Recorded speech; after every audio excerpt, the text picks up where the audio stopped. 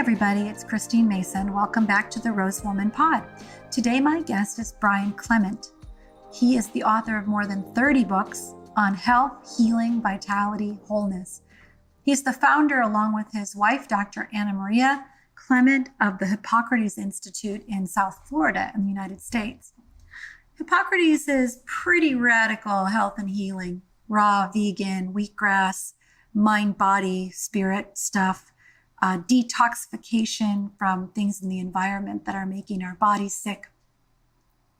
And at the core of all this is the hope and the invitation that each person will live in their maximum vitality. So not everybody agrees with what they have to say, but I have visited their facility 3 times now, and the stories of people's miraculous transformations in a matter of weeks of changing their diet and exercising and moving into new relationship with their body mind are really remarkable, coming off of decades of being on blood pressure medications, for example. But in today's episode, what we're primarily talking about is his book, 7 Keys to Sexual Vitality. And sexual vitality is nested, of course, in the overall vitality of the human body. And we get to a lot of subjects, a lot of topics around like what we learn on about being sexual and sensual, particularly sort of if you're midlife or older, what you might have learned in eras when sexuality was really shamed.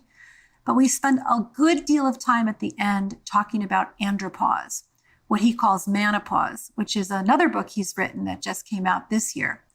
And did you know that men begin losing their testosterone at the age of 25? So andropause begins much, much earlier than menopause or perimenopause.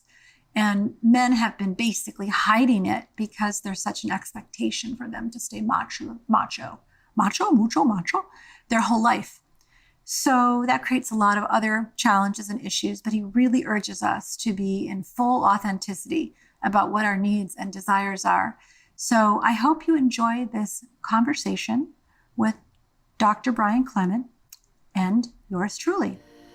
Take it away.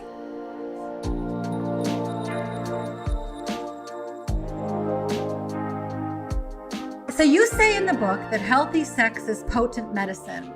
And I wonder if you could talk for a little bit about what the benefits and purposes of sex are beyond procreation. I just finished reading Oder's book on orgasm as transcendence, but I'm thinking there are some more practical things in the...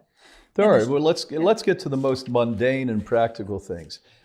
There's overwhelming data from around the globe now that shows that if you have sex on a regular basis, you'll have less ovarian cancer, less cervical problems.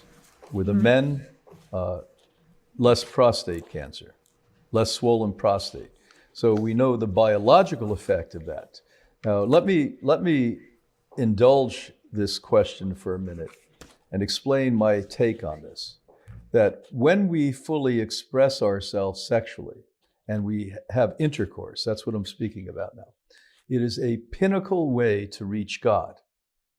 That what's really odd to me is that for thousands of years, every organized religion has made sex taboo. Some religions basically say, if you're the master of this religion or the priest of this religion, you can't even have sex, that it's a bad thing to have that. And I see it inversely. I see it the total opposite thing. But all of you listening to us today speak, have you ever been higher than when you were fully in love with somebody, in a committed relationship, and you had an orgasm together? You reach that, as I perceive God in a quantum physics way, is that ultimate release where you're connected on an atomic level to the multiple universes, that you're no longer in a physical body. And so this drive that we're now talking about is really behind every thought, every feeling, and every action from the time we're young and born until the time we're 100. We never are not sexual. And think of the power of a woman in this. What would happen if we didn't have women? The fact of the matter is that women are the core of the realization of the human species. Now, with that said, when you start to recognize that women have that extraordinary ability, and forget an ability, it's a powerful gift to perpetuate an entire species. And we don't let them sexually express themselves unless it's to attract me, to attract a man. Something's wrong with it. I think women should be able, as I'm able to, I've never even questioned it one time in my entire life, be sexually satisfied myself, not be to attract you, but to turn myself on. So the ultimate act of sexual release, the intimacy, the highest spiritual place I believe you can be, is when two people have a committed relationship and they get to that place of orgasm and do that release together. They become one as one God or one being or one unit. So transcendence is a high bar. I love the idea, Yeah. but for most people who are coming, let's just talk about this idea of vitality. You run this center where people come in all stages of health and wellness, sometimes for a minor improvement or a tune-up, and sometimes with very serious illnesses. Many of the people who come are in their midlife. And so when you're approaching someone and you're saying, look, you want to be vital, you don't start with transcendence. What are the first steps to a healthy sexual embodiment? Well, this is an interesting question you're asking, because you may notice even when those of you listening had a common cold, you didn't have an interest in sex. What happened is the energy, the vital energy, the vitality you're speaking about now goes into healing. So talking about the wide variety of people, somebody like you that's here and vital, you come here to gain extra vitality, to be in an environment, an ambiance, an atmosphere that fosters that permits you to do it. And, you're with your tribe, basically doing this. And that is one person. When I'm talking to somebody who has stage 4 disease, and quite possibly, they were told they have weeks or months to live, I'm not talking to them about sexual intimacy and intercourse. I'm talking to them about the relationship, the partner they have, their children. So even our children are a result of sexual vitality. So to give you the ability to feel empowered in your own vitality, and vitality is not always sexual. Remember, vitality is really the essence of tapping in to the power of the universe. And when you can do that, we can use it for spiritual awakening. You can use it for emotional calming. You can use it for physical exercise. And you do that. I see you do it well. And I think that we're like-minded on that. My sexual flavor, my sexual taste is pretty intense. So if I wasn't lifting heavy weights and moving my body and exercising and doing aerobic exercise, I would be out of balance, because I would be thinking and feeling and driven more so to always search out intimacy. So for me, I use exercise to take that vitality, that energy, and to calm that sexual desire down. And so there's 2 points in there. One is the component of you, in order to really be ready for positive sexual relations, you have to have a baseline of health, like you said, with the common cold. And then you can also use your biology or your choices to regulate out of regulation desire. So I think for most people, I'd like to start first with the things that you say in the book about creating your most healthful container. I would say most of the people listening probably aren't following a raw vegan lifestyle, for example, or exercising 6 days a week, or a lot of the other things you do here. So can we talk a little bit about that core vitality amplification that you're all about here? Surely. Most of the listeners are savvy enough to understand that all of us should aspire to a clean, organic, plant-based diet. even if you haven't achieved that yet, or that's not currently your mission, perfectly fine. But we pretty much know that. Now, when you are eating foods other than that, and even foods that are cooked, you're taking away the spark of life. And the very same spark of life that makes your heart work is the same spark of life that makes your genitalia sexual. And there's not several energies, there's one energy. As you know, in Eastern philosophy, they call it the chi. We call it life force in a scientific way. And that life force you only have 100% of it. And that's a lot, by the way. You can do an awful lot with 100%. You can jump off mountains 200 feet and land in water and swim. You can fly planes. You can run Olympics. You can do endless, whatever your imagination comes up with, you can do. At the same point, that energy, when you're not fueling your body with healthy, clean food, is going to go on taking the disease-causing, non-nutritive, and often dead food out of the system. And that plays a big, big toll on psychology, spirituality, and sexuality. That's why if you study, one of my loves is theology. And I studied pretty much all the religions and theology in the world. Not that I practice any of them, just thought it was interesting why they did that and how they did it and who adheres to it. And what I learned is that every single religion, be it Buddhism or Hinduism or Christianity or Judaism, in the beginning speak about what I'm now discussing with you. The need for the purity of food, the requirement for fasting. So they all tell you right up front, chapter 1, not chapter 2, you better clean up your diet to see God, to reach God. Now, what is God? When we say God and sex together, a lot of you freak out. You can't say sex and God.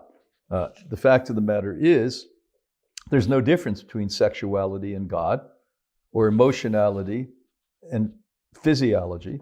I mean, all of it is exactly the same. And it's propelled by this force, this life force, this energy, this chi. And it's how we utilize it. So what I'm saying to the listeners out there, just try it. Say 1 week I'm going to take an organic plant-based diet. At least 80% of it is going to be uncooked, because once you cook it, the vitality is gone.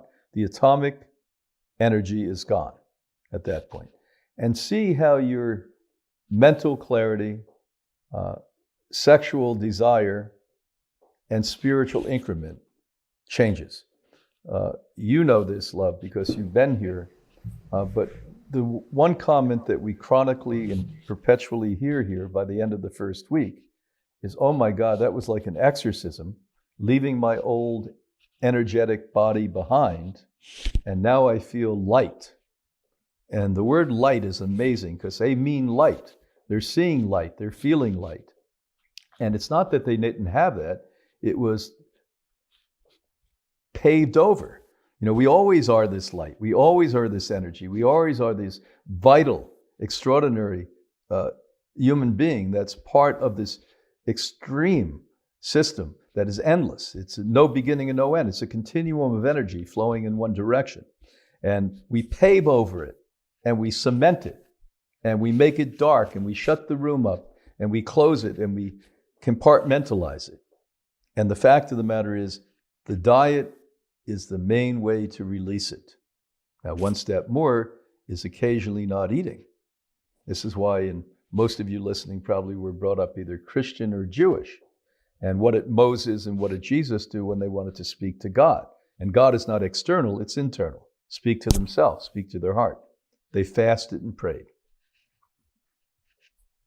Yeah, that's been my experience coming here. I've got a long practice of yoga and meditation. I've done 3 weeks of silence before, and I love it so much when you have that moment when everything else is stilled and you're not processing and you get into this deep listening. I have a teacher who says, that your people who struggle with meditation, for example, are thinking about it all wrong. They're thinking about it like a should, when what it really is like, I'm having a date with God. I can't wait to sit down on my cushion and have a date with God and listen to what's really needing to stream in.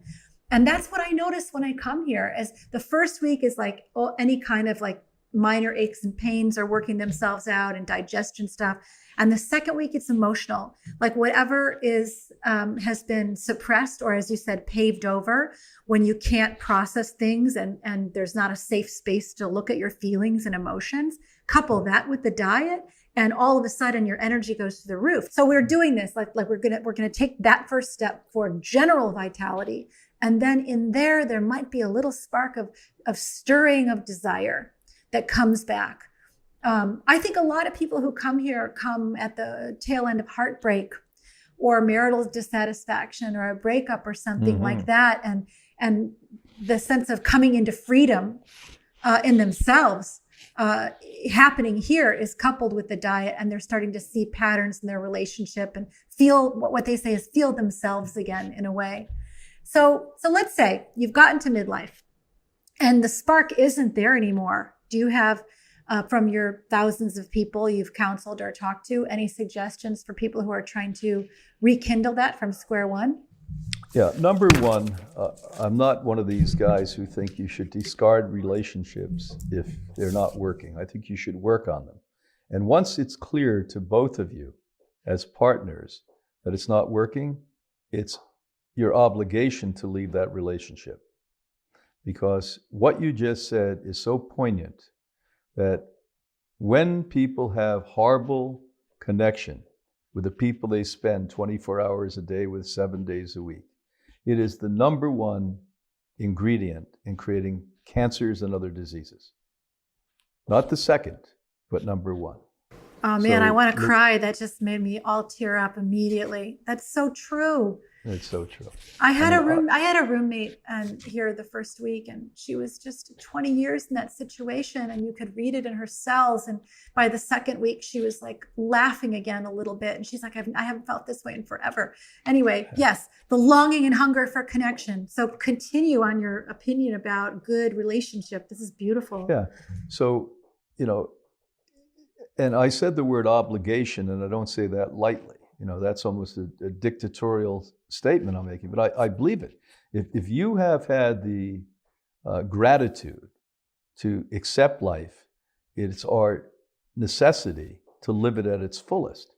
And if you're in a relationship like the one you just mentioned, or even for 5 years or 2 years that are bad, and you're not feeding one another vitality, you're not feeding one another life force, if you're not best friends, one of the things that drive me crazy is that 80% of the people I know that have what they perceive as good relationships, they're not friends with their partner. What the fuck is that? How can you not be friends? I want to hang out with Anna Maria. I want to be with her. If we were the two last people in the world, it would be okay for me. And what is this?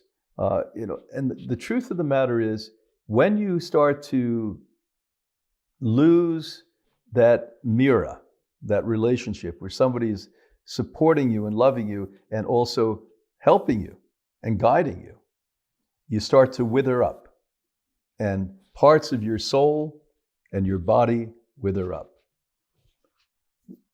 The second thing I'm going to tell you about this is that we must have told 5,000 people to leave their partners over the 50 years I've done this. And that's not a joke.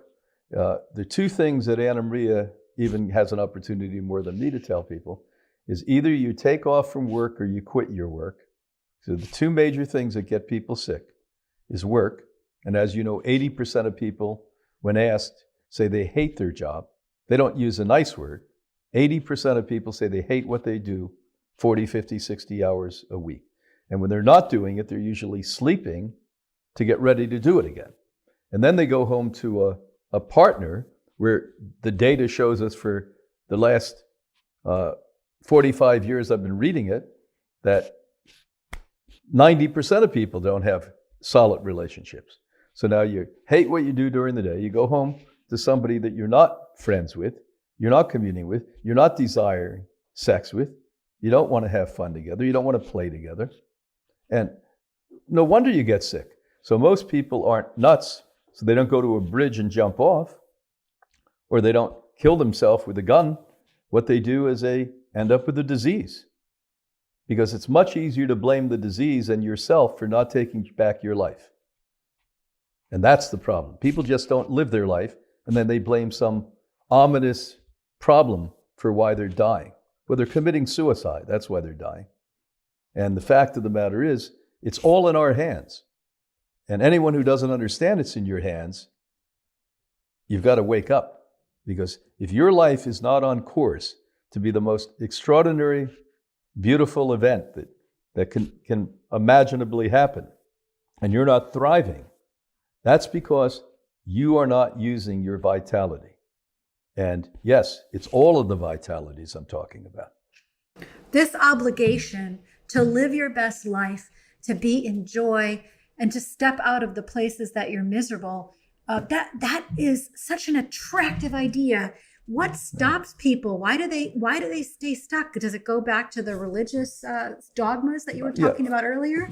Well, that's why I wrote the book. I mean, if I didn't liberate myself, I would have thought that sex was dirty, and that there's something, the murder, the 10% of the population that are biologically homosexual are as bad as murderers, and that women shouldn't have pleasure. We should cut their clits out, or we should shave their head.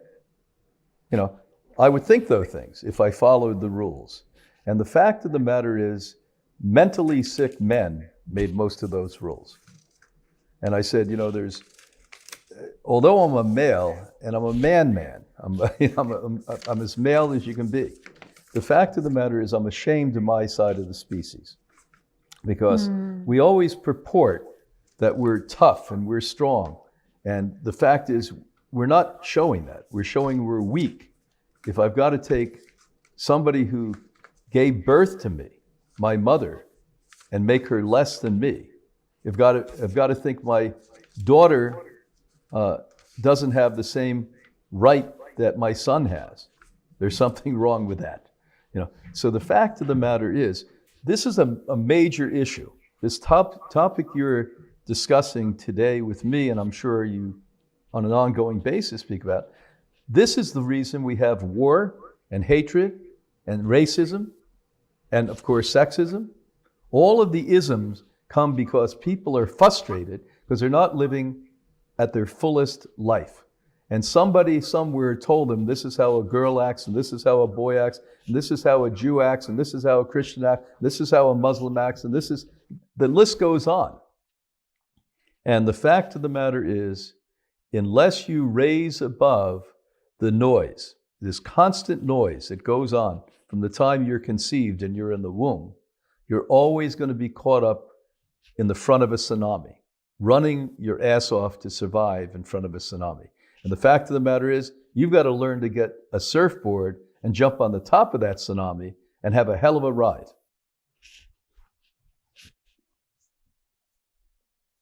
Have you ever read any Dieter Doom, D-U-H-M? He's No, I haven't. He's the founder of Tamera in Portugal. He started an intentional community outside of Berlin in the early 70s.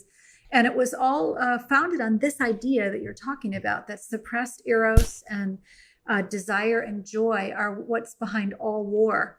And so he started an experimental community outside of Berlin that then, sort of got slandered because the Germans couldn't handle it. And he moved it to Portugal. Yes. And it's now located in Portugal. It's Tamera, T-A-M-E-R-A, for anybody who's listening. And they are researching peace. And they do that from interpersonal relationships, free eros, and governance strategies that allow everyone to share the work, and environmental work and things like that. Oh, there's a line in this Prince song that I was listening to this morning. It's like, if they had a love like ours, they'd forget what they were fighting for. I'm with you on that. Yeah. I say that to Anna sometimes. I said, if everyone was in as much love as we are, the world would be a different place. Because when you know love and you live love and you share love and you have intimacy, you want everyone else to have that. But when you don't have that, what you see is struggle. What you see is fear.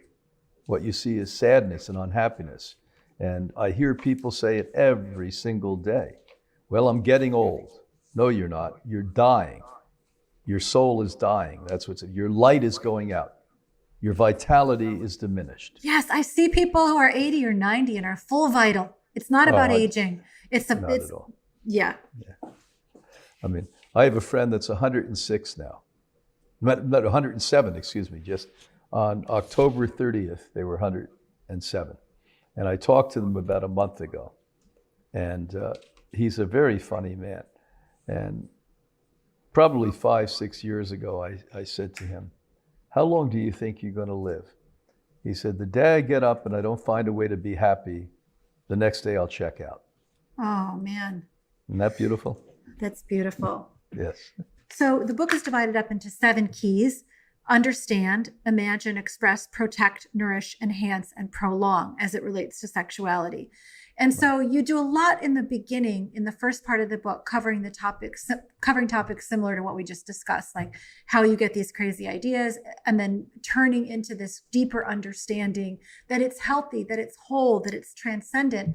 And from that place, imagining what it might be like to be living a fulfilled and connected life with another person. Or if you're temporarily without a person, with or yourself. With yourself and with God and with the world, like that you can be in full joy and intimacy with a flower at some level and find bliss there. So this is not just a program about marriage or committed relationship. It's more of a relationship with life itself. Like, are you able to see the effulgent radiance in all of creation and live that every day?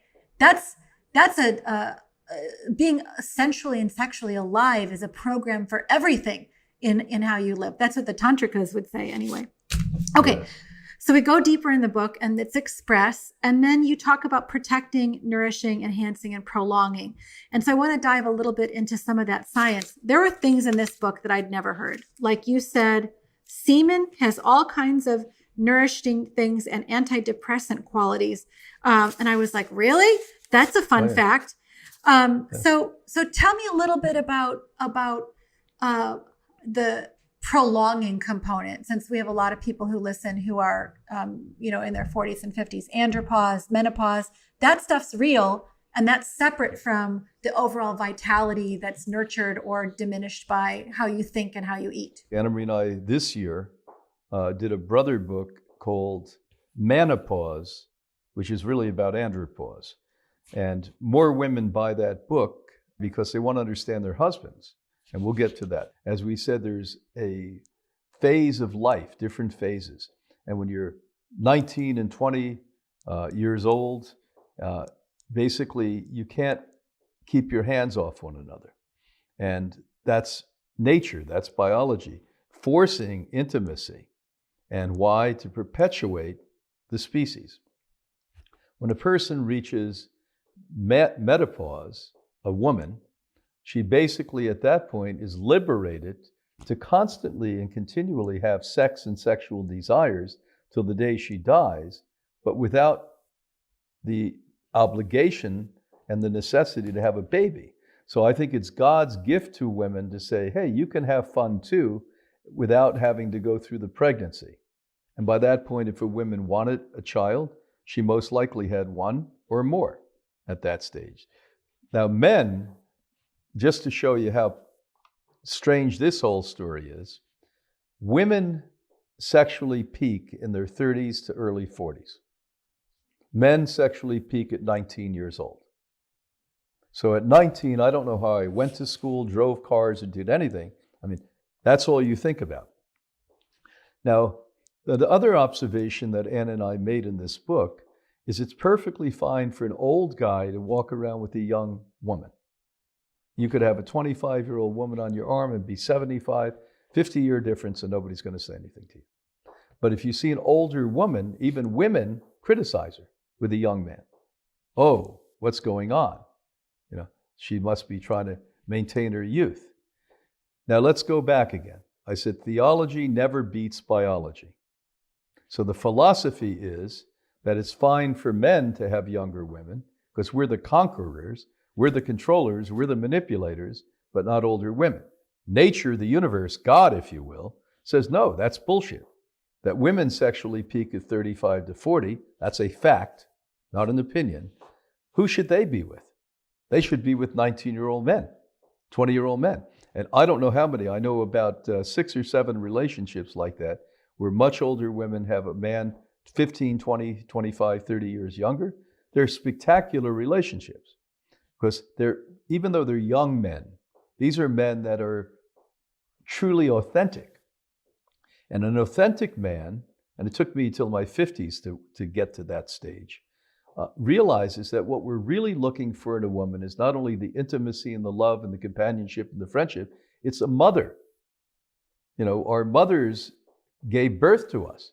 And I think it's perfectly healthy to see the mother figure in your lover and the mother figure in your wife and the sister figure and the friend figure and all of those things.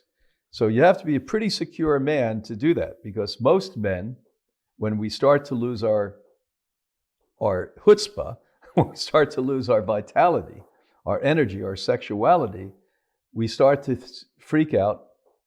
Commonly, middle-aged men leave their wife, even if they have great relationship, and get some young girl to get that vitality back. But they're not going to do it. We literally begin andropause at 26 years old. You begin at 40, 35, 40, 45. We begin at 25, 26. So men have been taught to be this extremely strong figure, a gladiator, you know, a muscular, in control, spitting, cursing gladiator. And we don't have the vitality by the time we're 30 to do that, and the time we're 40, but we still have to pretend. And the sick part of this dance is women want that in us. And there's nothing wrong with that, it's just a social abnormality. And men would never ever say to the woman, by the way, honey, I don't want to have sex 10 times a week like I did at 20. And they're going to try to do that. So this is why things like Viagra became popular and all of these other nonsense things. And the truth of the matter is, yes, diet has to do with this, but psychology has to do with it, and hormones have to do it. It's a natural occurring thing. Nature says at some point, men can't go around and fertilize women until they're 100 years old. Because if they did, we'd be all screwed up. You wouldn't have, 8 billion people, you'd have 30 billion people if we kept making love until the day we were 100 years old. So all of these dynamics are going on. Women are taught, oh no, it's a wrong thing. Don't look at young guys. Don't look at their body. Don't think they're hot. Don't talk to them. And women will even say to me, oh, they're too young for me. When the fact of the matter is their libido is saying, holy shit, I'd like to get that guy. And men, by the way, want older women, but because of our social weirdness, we're supposed to be this virile, vital guy until the day we die. And when I get old, women say, oh, you look better, you're getting older. When you get old, we say you look like shit. So these weird dances are going on where our vitality, like it or not, is going down. Women's vitality, as ours is dropping off the side of a cliff, is going up. Women have to pretend not to be sexual. 60% of you, as we report in the book, fake orgasms, not because you think it's a great thing for you, it's to please a man, because you were taught by your mother. You were taught by everyone else. Your job is to please me. And think about all of this insanity, and we're orchestrating it, and we're trying to make it real. Now, if we could just relax and say, look it, what men really want is a lover, a friend, a mother for our children, and a mother, period. Women really want a husband-father figure, but a lover and a friend and a good father for her children. These are the basic things. You want to get to basics at this point. And if we could just realize that. And by the way, honey, at 19, I could have gone to bed for 10 hours straight. But now I'm 35, and by the way, I don't want to do that. I only want to do this twice a week. But if women, by the way, then said, I want it 5 times a week or 10 times a week, whatever it may be, because that's what your biology is saying. You want that at that point. We're going to start to feel intimidated. And rather than have a conversation about that, nobody even discusses andropause. Nobody even look at, the reason I wrote that last book, Man-opause, is I actually asked several of my medical doctor friends what they knew about this, and only 2 of them knew what the hell it was. These are physicians that are out there trying to talk to men about things.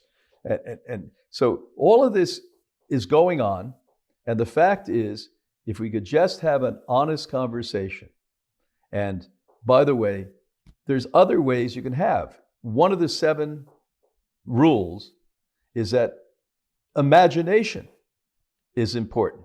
You know, we all say, oh, honey, you only got to love me. You got to focus on me. You can't fantasize about anyone but me. That's going to be a shitty relationship, I'm going to tell you right now. There's nothing wrong with fantasy. There's nothing wrong with pleasing a woman who has a greater desire than a man and the vitality and the sexual energy to do it, much older than we do, in other ways.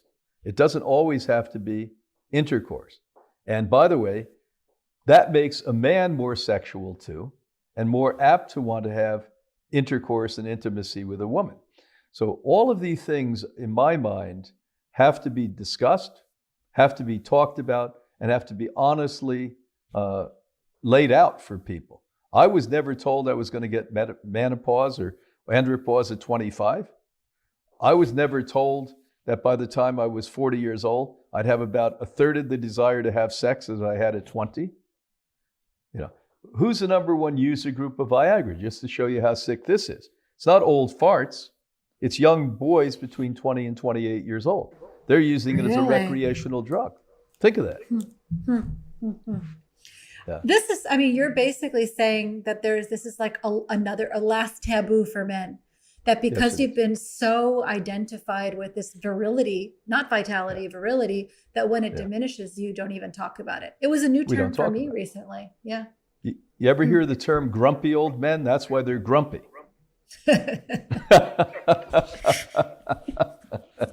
It's really true, I'm telling you.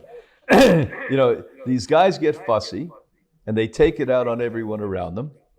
And because it's an turmoil. Can you imagine the inner turmoil? Especially if you were very sexual when you were young. And now you have no desire, or very little desire, unless you take a drug, and we'll get to something that's better than a drug for men and women, by the way. And the fact of the matter is, you don't discuss it. You don't talk to your wife or your lover about this. You just hold it in, and every day you get worse and worse and worse. So when they discovered that the #1 user group of Viagra were these young men, they took Texas A&M and they commissioned them to find a natural Viagra that would be healthy. And they found out it works for women as well as men. Now listen closely, get your pens and papers out there. It is organic watermelon rind and skin.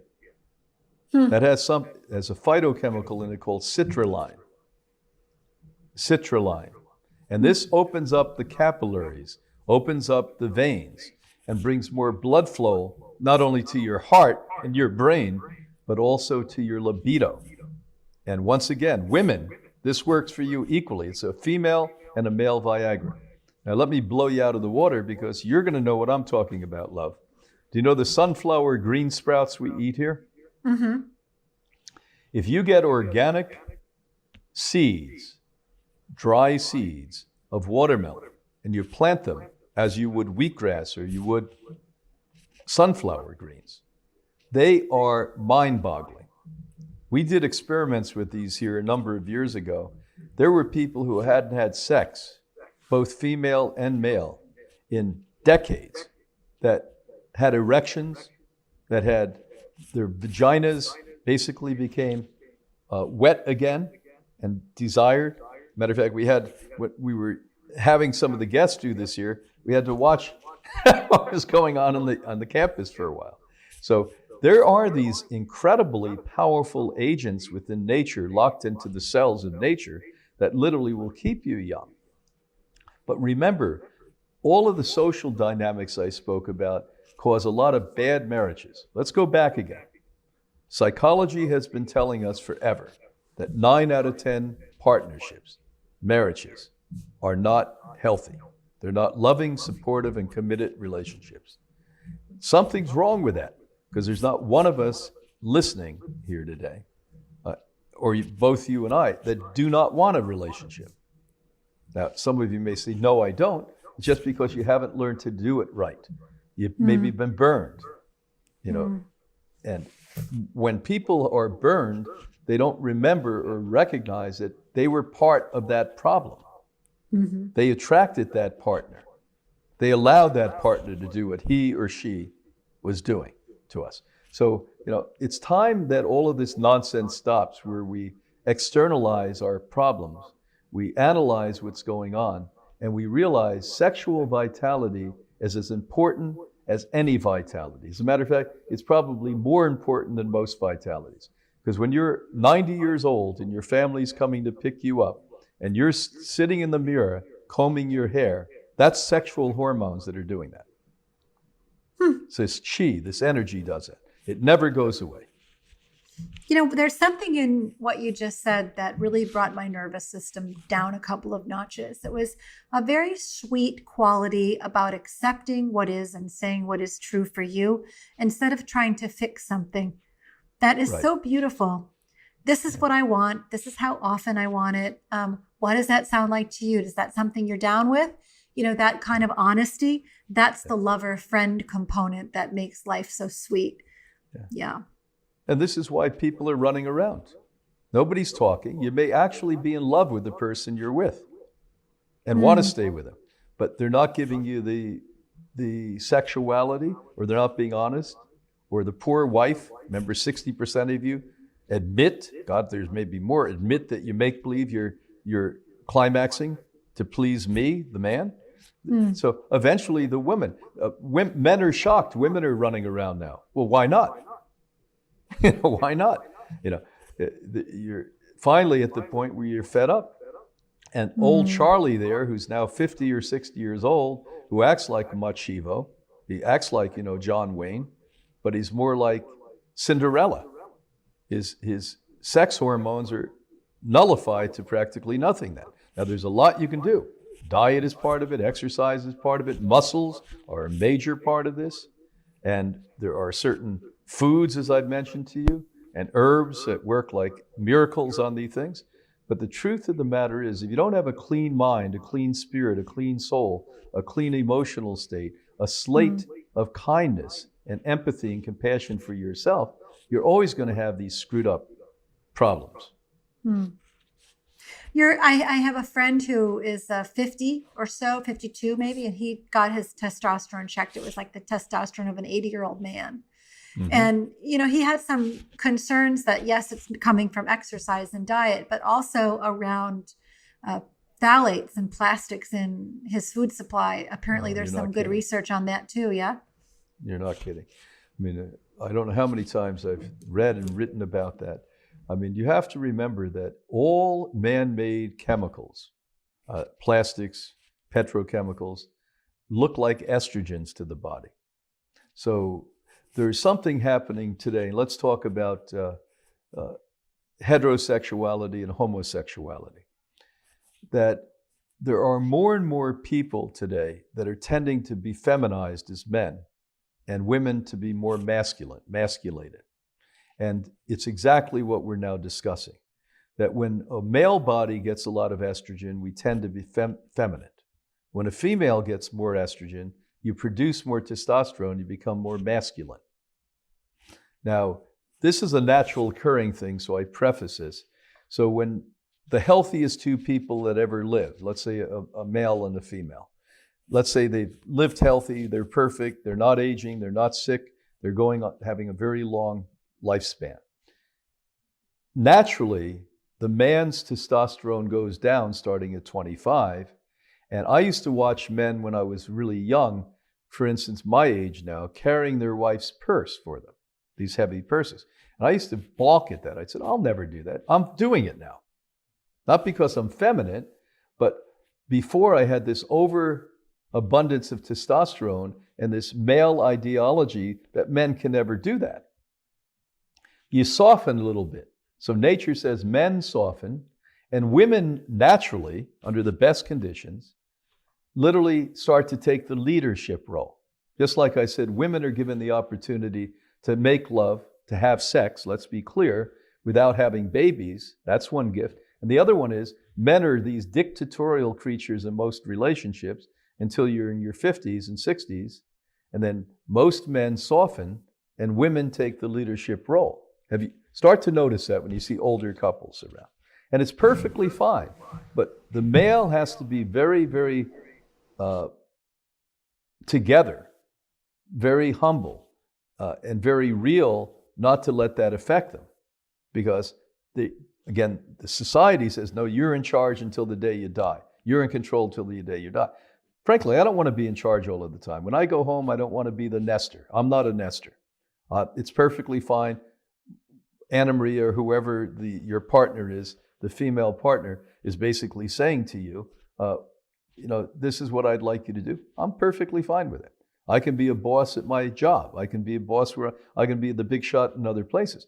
But people just who are insecure and out of control, when you're insecure, you're out of control, want to take control, and they're not capable of it because they're not vital enough to do it. And this plays another major role. So going back to that intentional community you talked about, that's why war and hatred and all these isms and race problems are happening today, because people are out of control with their own life, and they try to manipulate and control others.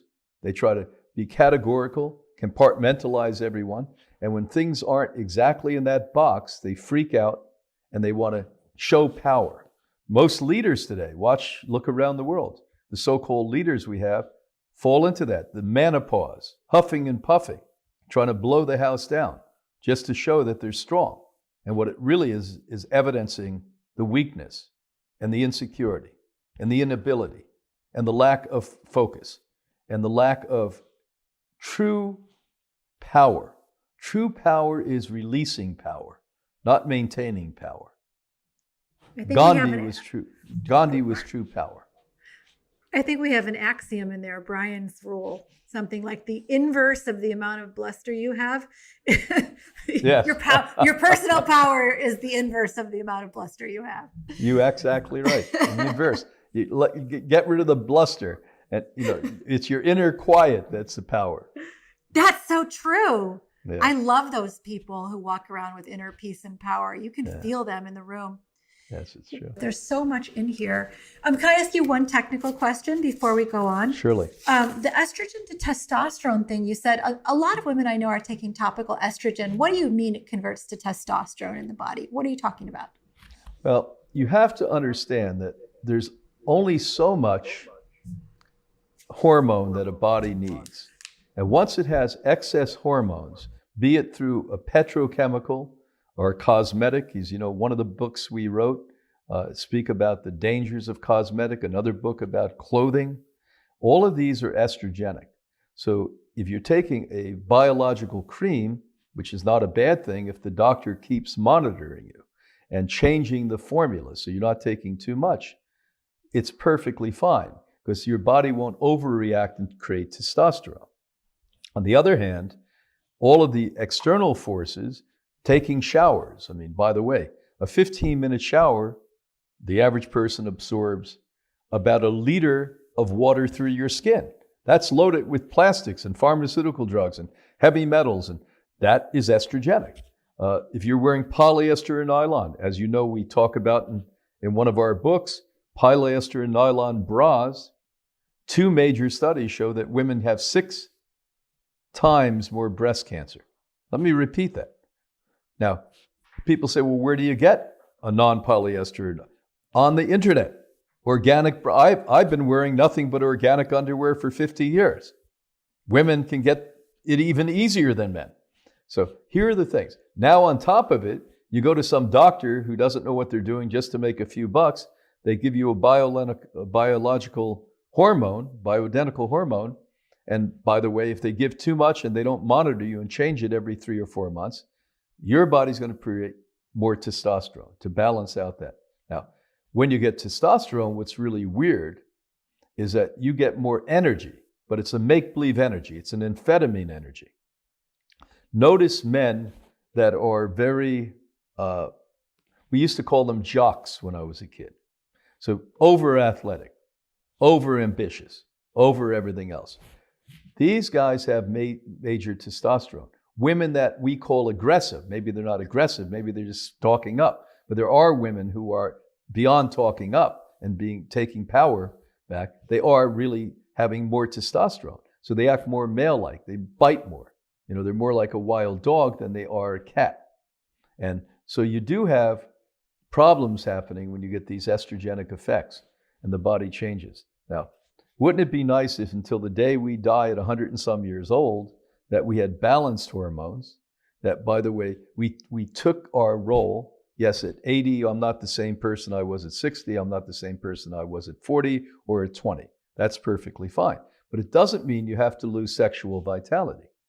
In cultures that have spiritual and psychological sanity surrounding this subject and eat really clean, mostly or completely plant-based diets, they're making love until the day they die at 90 some, 100 years old. I visited one of these tribes of people in Peru, and they were so in love. It was amazing to me. You would see 80, 90-year-old people walking around holding hands, kissing one another. It was like a love fest there, and constantly having intimacy. You see more of that in Asia than you see here. And most men, by the time they're 40, that's not most, it's not right. 50% of young men in the West are impotent by the time they're 40. They have erectile dysfunction by the time they're 40. Now think of that. And at 40, the woman is just sexually peaking. That maybe that's their partner. So what kind of relationship is that? You know, I mean, I could go on for hours about all of this. I have a lot of opinions on this. Yeah, well, I like your opinions. You are opinionated. Yes. And that's because you're well-read. You look for a lot of information and you form informed opinions. So that's why I wanted to talk to you today. So I'm going to wind down, and why I usually ask people what's one thing they would like to see people do to create more freedom in their life. But you've talked a lot about that. So I think what I'd like to say is, if you could wave a magic wand, what's your vision for an optimal sexual and sensual vitality for a person? What does it look like? Number one, that women and men were really and truly equal when it came to sexual expression and sexual desire. And all of that should be on the same exact level. And that would create healthy people, psychologically, spiritually, and physically. It would create a much healthier society.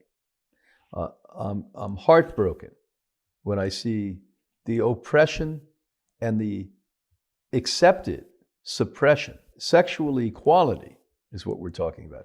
That would go away. The next thing I would hope is that men would finally get to the point of being men. And men would finally be at the point where they didn't have to hold somebody down to crawl on top of them to stand high. But that we take our internal resources, the God we spoke about, the voice within your heart, and really have a conversation with that inner God and ask for help. And the help that you should ask for is to be truthful and persevering and humble and compassionate. And that's the sign of malehood. That's a sign of masculinity. That's my magic wand. I love that. I might add a little enchantment. Yes. You know, that we have like a little bit of magic and enchantment in these bodies. And there are so many structural things that are going on in the world and in society that we're unlearning. And so I'd like to hold this vision that you've been holding for so many years of a healed, whole, healthy, planetary body in which people live in harmony with themselves and nature, where they're authentic and true and can communicate what they need and live their lives in joy without harming others in the process. Actually, I don't think you can live your life in joy while harming others. That's an impossibility. No, you can't. You can't. So I would like to invite people who have been listening to come and look at this book, 7 Keys to Lifelong Sexual Vitality, and the new one, Men-opause, and many others. If you go to Hippocrates, I think it's Hippocrates.org, right? Yes, we're a nonprofit, so it's Hippocrates Institute or HippocratesInst.org. .org. And I would say if you can't get out here to South Florida and do an in-person program, please consider doing an online program and just learning some of the basics of this lifestyle and some very important information in the courses on how to reclaim your health and body from dominant systems. And we can all get a little bit, even if you only incorporate 1 or 2 things into your daily life, you're going to feel a whole lot better. So I want to also thank you from the bottom of my heart for my personal experiences here. What a lovely and high vibration endeavor you and Anna Maria have undertaken here. Well, thank you so much. It's been nice to be on with you and everyone else. Okay, folks, I will look in the show notes for more information. I'll put in all the links for watermelon rind and all of the other things, and have a wonderful day. Be fully you. There's no one else. Be fully you and fully authentic, and let's see what happens. Okay, ciao.